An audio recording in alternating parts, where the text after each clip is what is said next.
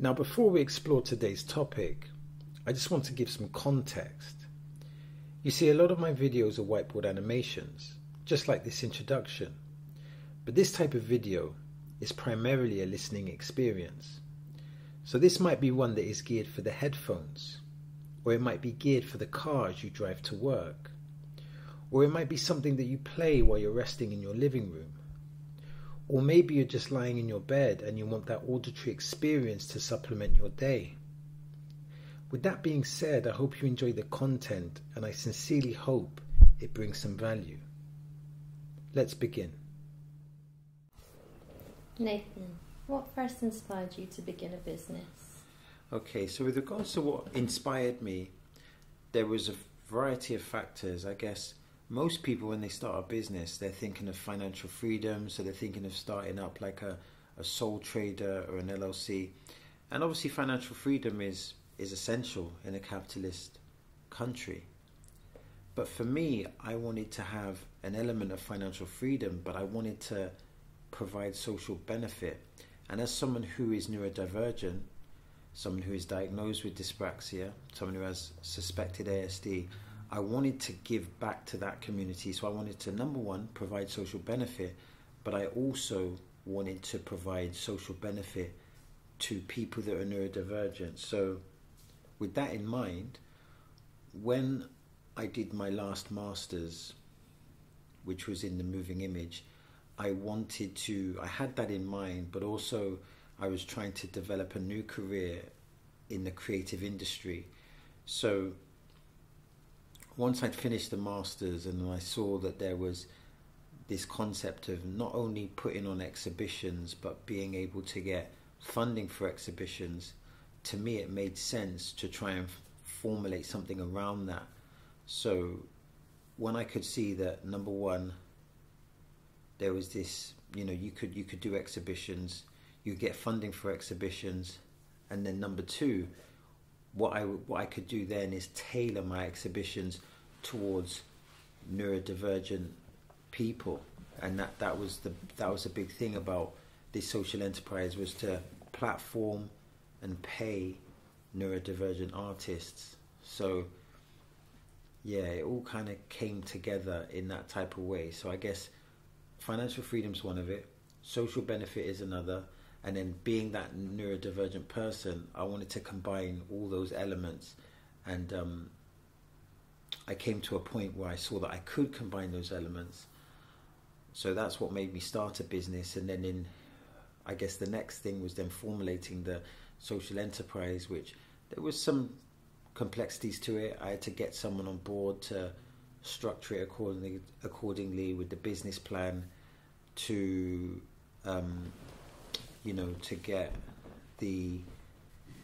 structure it accordingly with the business plan, and to get the trustees and to get the directors. What advice would you give to neurodivergent entrepreneurs just starting out? I think it's important that someone who is neurodivergent actually does invest in creating their own business, because I think it's hard for neurodivergent people to work in companies that are run by neurotypical people. So in Britain, at least, you do have something called reasonable adjustments, and in theory, reasonable adjustments should allow neurodivergent people to work in companies even if they're run primarily by neurotypical people. But I think in practicality there can really be some challenges, and even with the reasonable adjustments, which is obviously protected by the Equality Act, I think you can have a negative culture with regards to reasonable adjustments. So people might see that you're getting reasonable adjustments, and then they might treat you unfavorably, and that could be the people on the same level or management.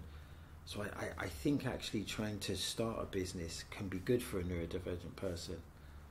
I think you have to have some type of team. I think maybe use artificial intelligence, depending on what the business is. So if you need to create content for your business, use artificial intelligence, but don't use artificial intelligence, this is an important point, to write the whole article. Use it to help structure your thoughts. So don't just get it to write everything. Have a set of questions, have a set of statements, and then utilize artificial intelligence to structure that content accordingly. So I think that's probably can be really effective. And you can use artificial intelligence to generate ideas as well. I would say also utilize the resources available. Within Britain, you have something called Access to Work. And if you have a business plan, I believe that generates over 6,000, or if you have a business that generates more than 6,000 annually, you may be eligible to Access to Work, which is a grant. A grant means you don't have to pay it back, and you might be able to get some services there. So you might be able to get a job coach, you might be able to get some assistive technology. So I think that's a really important thing to do. And just like any neurotypical person, I would say, look at what service or product that you're selling, and look at the marketplace. And I guess with developing a product or a service, you just have to be objective and say, okay, is this service the best, or how can I make this service better? And would I purchase this service or product? And is that product or service delivering value to the customer? So I think that would be some of the important things to consider. Who inspires you in business? I think I've got, a few close friends that are business people, and I would say ultimately they probably inspire me. On the internet, there's obviously a load of inspiration. I couldn't reel off all those people now. But when you see success stories on YouTube, that's very inspiring. I saw a speech, I think it was by a motivational person called Les Brown, I believe, and he was saying about how before you believe you can do it, believe and know that it's possible. So basically, if you want to earn $5,000 a month, you know that it's possible because someone else is doing that. If you want to earn $10,000 a month, you know it's possible because someone else is doing that. If you want to earn 15 grand, 20 grand, 30 grand, you know it's possible because someone else is doing it. So I find those things quite inspirational. I guess it's important to, when you find something inspirational, try and internalize it to motivate you to work hard. But yeah, I think real life examples inspire me. There's books that are inspirational as well. There's books. There was one particular book, I can't remember the name of it now, but it talks about the importance of pivoting. So if you develop a product and maybe the product's not working, then you might need to pivot the business, not necessarily abandon it, but pivot it. So I thought that was good advice.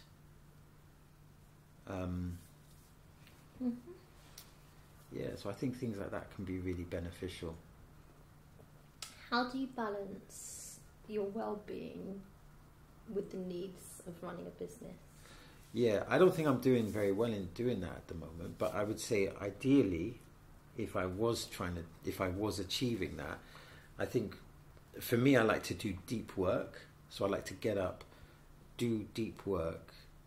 So if you schedule in deep work for maybe 2 hours in the day, like maybe 10 to 12 or 1 to 3, or have a period within the day where maybe between 10 and 3 o'clock you ensure that you do 2 hours of deep work, or 3 hours or 4 hours of deep work, depending on your capacity to engage in deep work, because everyone is different.